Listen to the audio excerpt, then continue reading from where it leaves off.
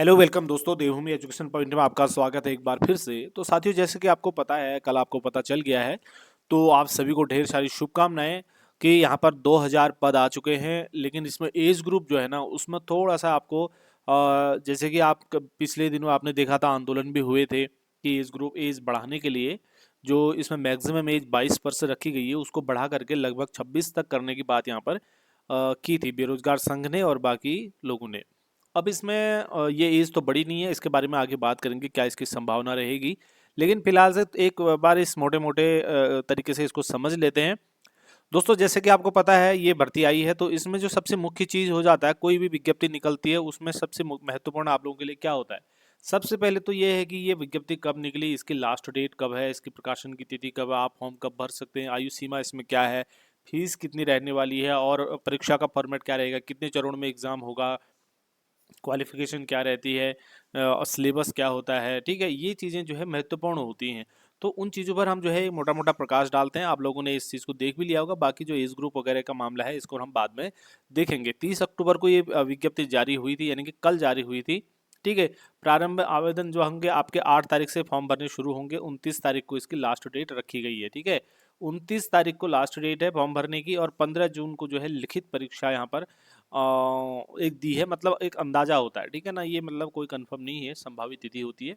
अनंतिम तिथि दी है इन्होंने यहाँ पर। ठीक है, तो 15 जून 2025 को।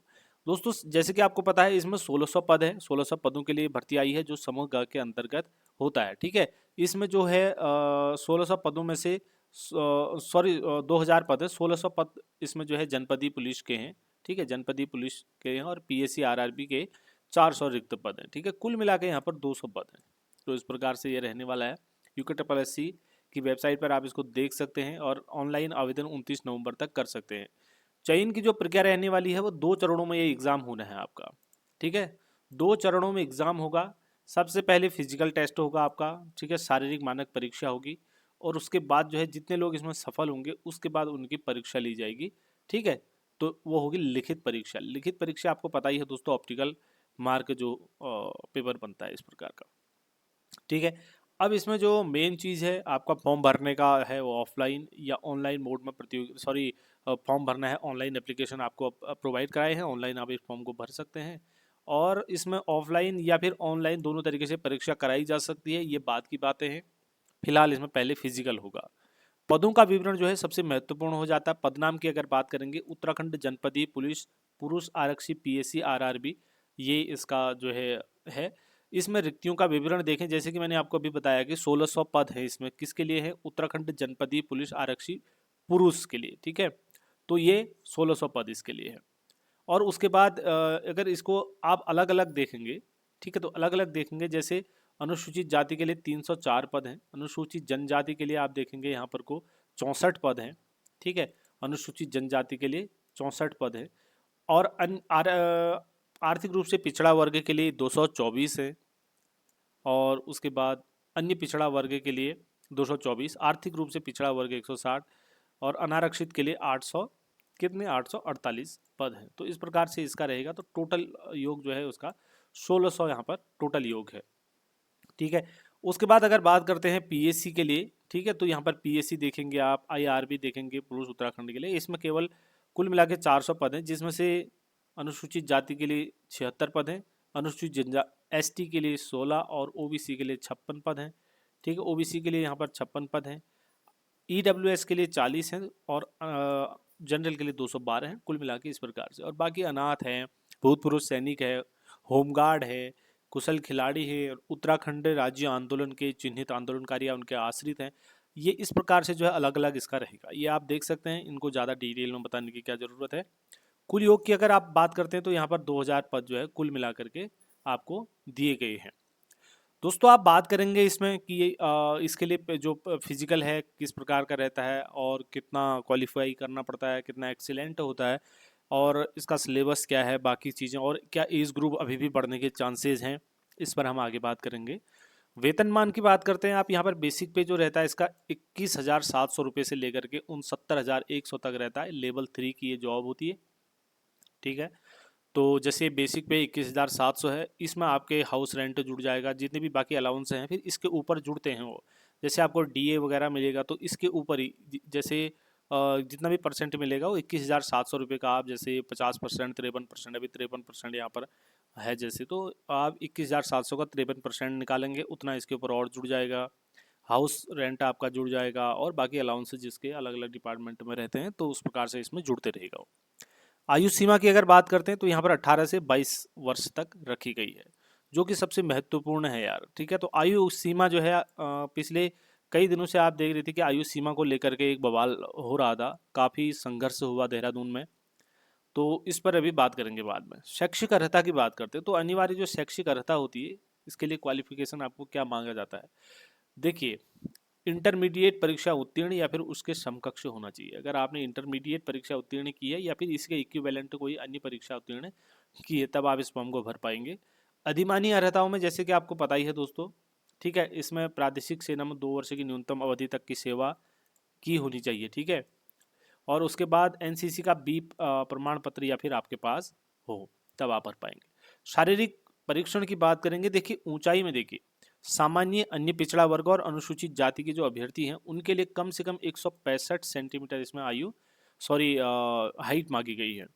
जो हिल सर्टिफिकेट वाले हैं, पर्वतीय क्षेत्र के अभ्यर्थी हैं, इनके लिए न्यूनतम 160 और अनुसूचित जनजाति के लिए जो है 157.50। तो ये कुछ यहाँ पर मांगी गई हैं आप लोगों से क्या कहते हैं हाइट के बारे में। सीने की अगर माप करेंगे आप, चेस्ट आपकी जो सामान्य है और अन्य पिछड़ा वर्ग तथा अनुसूचित जाति के अभ्यर्थी हैं, इन लोगों के लिए बिना फुलाए 78.8 सेंटीमीटर और फुलाने के बाद जो है कितना 83.8 सेंटीमीटर, यानी कि 5 सेंटीमीटर आपको फुलानी है।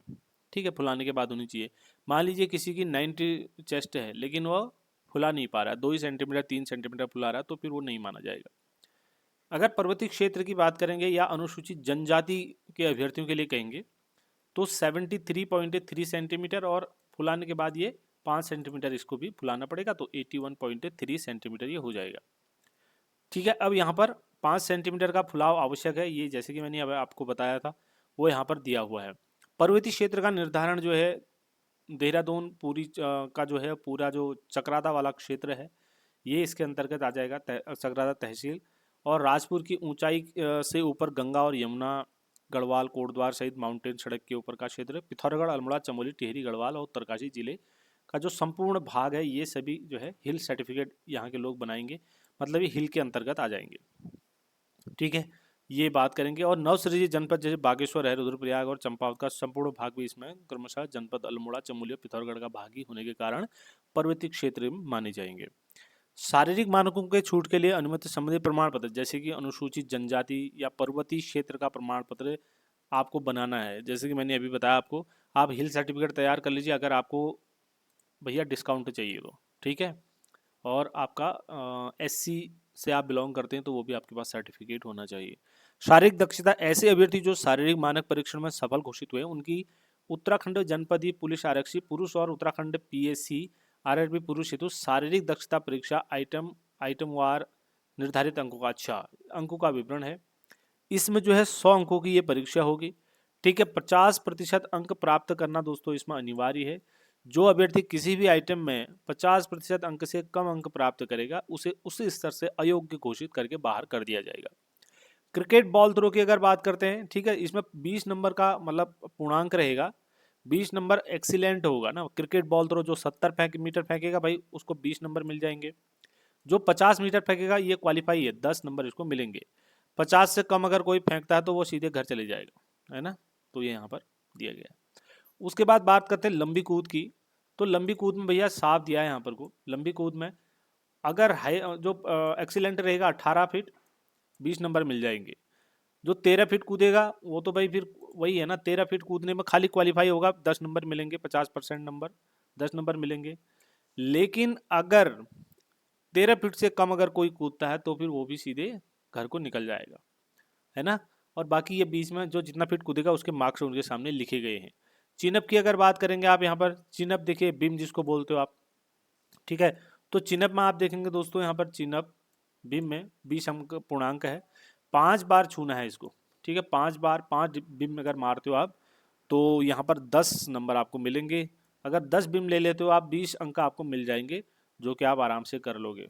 5 बिम तो ले ही सकते हो ना, 5 चिनअप कर सकते हो। 5 से अगर कम करोगे फिर राम मालिक, घर को जाना पड़ेगा, है ना। बैठक करेंगे, इसमें 50 बैठक अगर करते हैं आप 2 मिनट में तो 4 नंबर मिलेंगे भैया। ठीक है, अगर आप 100 कर लेते हो 2 मिनट के अंदर, 100 अगर उठक बैठक कर लेते हो तो 10 नंबर मिल जाएंगे आपको। उसके बाद करेंगे दंड। ठीक है, ये बैठक दंड यहाँ पर रहेंगे 25 4 मिनट में, और 75 एक्सीलेंट रहेगा। दौड़ और चाल की बात करेंगे, 10 मिनट में कर लेते हो तो 20 अंक मिल जाएंगे, 20 मिनट में करोगे तो 10 अंक मिलेंगे। ठीक है, तो इस प्रकार से एक्सीलेंट और इसका रहता है यहाँ पर क्वालिफाई का। क्वालिफाई जितना दिया गया उससे अगर कम करोगे तो फिर बाहर, अगर उससे ऊपर को आप कितना भी करते हो तो उसके सामने उसके अंक लिखें। इस प्रकार से ये पूरा डिटेल रहेगा। जितने लोग इसमें सफल हो जाएंगे उसके बाद उनकी एक मेरिट बनेगी। ठीक है, और उसके बाद उन लोगों को लिखित परीक्षा के लिए भेजा जाएगा। उसके बाद उनकी कंबाइंड एक क्या बनती है, कंबाइंड बनती है फिर मेरिट। ठीक है, लिखित परीक्षा का पाठ्यक्रम की अगर आप बात करते हैं तो 100 अंकों की एक परीक्षा होगी, वस्तुनिष्ठ प्रकार की परीक्षा होगी, जैसे कि मैंने आपको बताया, जिसमें बहुविकल्पी प्रश्न आएंगे और ये 2 घंटे की परीक्षा होनी है। इसमें जो आपकी शैक्षिक अर्हता है उससे संबंधित प्रश्न होते हैं, आपको इसके बारे में पता ही है, जिसमें से आपको दोस्तों 45% अंक लाने होते हैं जो सामान्य हैं और ओबीसी के श्रेणी के कैंडिडेट होते हैं। अनुसूचित जाति और अनुसूचित जनजाति श्रेणी के जो कैंडिडेट होते हैं उनको 35% अंक लाना जरूरी होता है, अन्यथा बाहर माने हो जाएंगे वो। ठीक है, ये सारी चीज़ें जो है आपको पता ही है, बुकलेट ये वो सब। अब आयु की बात करेंगे तो आयु की जो गणना होगी, जैसे कि 18 से 22 तक मांगा गया है, तो 1 जुलाई 2024 को इसकी गणना होनी है। ठीक है, कब होनी है? 1 जुलाई 2024 को आयु की गणना होगी। अब यहाँ पर जो है ये माना जाता है, जैसे अनुसूचित जाति है, अनुसूचित जनजाति, अन्य पिछड़ा वर्ग है, ठीक है, इन लोगों को यहाँ पर 5 वर्ष की छूट इसमें मिल सकती है। ठीक है, 5 वर्ष की इसमें छूट मिल जाएगी, और 2005 तक अधिकतम आयु सीमा 5 वर्ष की छूट यहाँ पर मिलने वाली है। उत्तराखंड सेनानी आश्रित जो भी हैं, तो इसको आप डिटेल में पढ़ लेना। होमगार्ड वगैरह के लिए 3 वर्ष दिया गया है, अलग अलग चीज़ों के लिए यहाँ पर देख पाएंगे आप। ठीक है, न्यूनतम आवेदन हेतु जो पात्रता है, समूह ग की भर्ती निम्नलिखित अनिवार्य यहाँ पर दिया गया है साहब। किसी भी सेवायोजन कार्यालय में आपका जो है रजिस्ट्रेशन होना चाहिए। अगर सेवायोजन कार्यालय में रजिस्ट्रेशन नहीं है, अगर नहीं है तो करा लो फटाफट, क्योंकि जो लास्ट डेट है उस लास्ट डेट तक यहाँ पर रजिस्ट्रेशन होना जरूरी है। ठीक है, तो रजिस्ट्रेशन हो जाता है भाई 3-4 दिन में, ये जो है आपकी प्रक्रिया हो जाती है। किसी का 1 दिन में 2 दिन में भी हो जाता है, छुट्टी नहीं आनी चाहिए बीच में, तो ये रजिस्ट्रेशन हो जाएगा, कर लेना इसको। अभ्यर्थी उत्तराखंड का मूल निवासी या फिर स्थायी निवासी होना चाहिए, उसके बाद प्रमाण पत्र भी होना चाहिए। बाकी इंटर यहाँ से किया हो, हाई स्कूल यहाँ से किया हो, ये सारी चीज़ें खैर इतनी ज़्यादा महत्वपूर्ण नहीं है। जो इंपॉर्टेंट चीज़ें हम उन पर बात कर लेते हैं दोस्तों। ठीक है, ये सारी चीज़ तो आपको चरित्र है, वैवाहिक स्थिति है, 1 से 2 पत्नियां नहीं होनी चाहिए वगैरह, इस प्रकार का रहेगा। शारीरिक स्वास्थ्य हो गया, आरक्षण का वो मैंने आपको बता दिया, और बाकी ये चीज़ें आपको जैसे कि बाकी भर्तियों में रहती है वो सेम सेम ही रहती है, ज़्यादा जानना जरूरी नहीं है। अभी फिलहाल आप लोगों के लिए जो जानना जरूरी है मैं उस पर बात करता हूँ।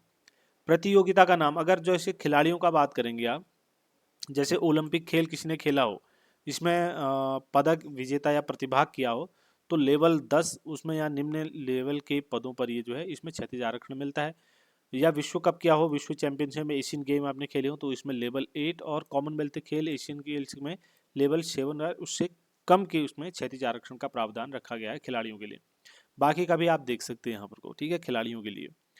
तो ये सारी जानकारी यहाँ पर मिल गई दोस्तों। अब उसके बाद जो है फीस का फॉर्मेट अगर देखें तो अनारक्षित हैं, ठीक है, अनारक्षित हैं या फिर ओबीसी हैं, इनके लिए 300 रुपये की फीस यहाँ पर है।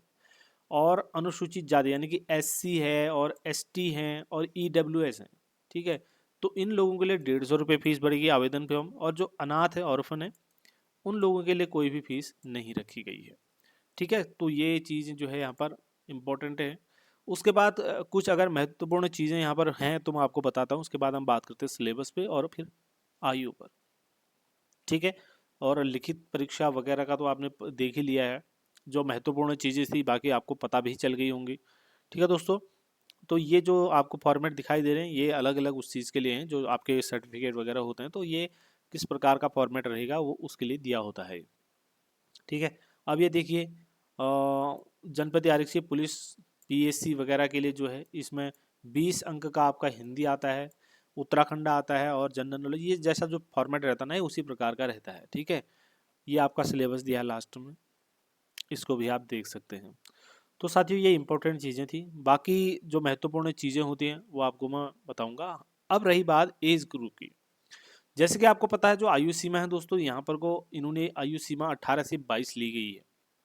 लेकिन भाई आयु सीमा जो है बढ़ने की बात हुई थी बीच में। अभी मैं कल देख रहा था, जो बेरोजगार संघ है उन्होंने फिर से चेतावनी दी कि भाई अगर आयु सीमा नहीं बढ़ाते हो तो फिर एक आंदोलन किया जाएगा, बहुत तगड़ा आंदोलन होगा।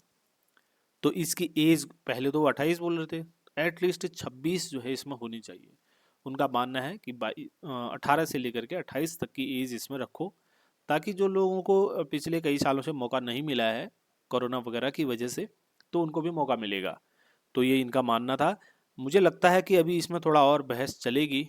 बीच में राम कनवाल जी ने एक वीडियो भी बनाया था, उन्होंने बताया था कि भाई हमने आयोग में बात की, आयोग ने हमको आश्वासन दिया है कि एज बढ़ाई जाएगी, और हमको लग रहा है कि एज बढ़ेगी, लेकिन नहीं हुआ है ना, विज्ञप्ति तो जारी हो गई, इसमें तो दिया नहीं है। अब देखो अगर आने वाले समय में मुझे लगता है कुछ विवाद इसमें और होगा, हो सकता है कि इसमें आगे एज बढ़े और, ठीक है, तो इसमें विवाद होना तय है, आंदोलन होगा उसके बाद विवाद होना इसमें तय है। लेकिन फाइनल डिसीजन क्या होगा इसको कोई नहीं बता सकता। तो दोस्तों यही चीज़ें इंपॉर्टेंट हैं, जो कोई नई जानकारी आएगी तो आप तक शेयर जरूर करेंगे। फिलहाल जो है, जो इसके लिए एलिजिबल है फॉर्म भरो, तैयारी करो, जुट जाओ इस पर। हम मिलते हैं नेक्स्ट वीडियो में एक नई जानकारी के साथ। हमारे साथ बने रहने के लिए आप सभी का धन्यवाद दोस्तों। जय हिंद।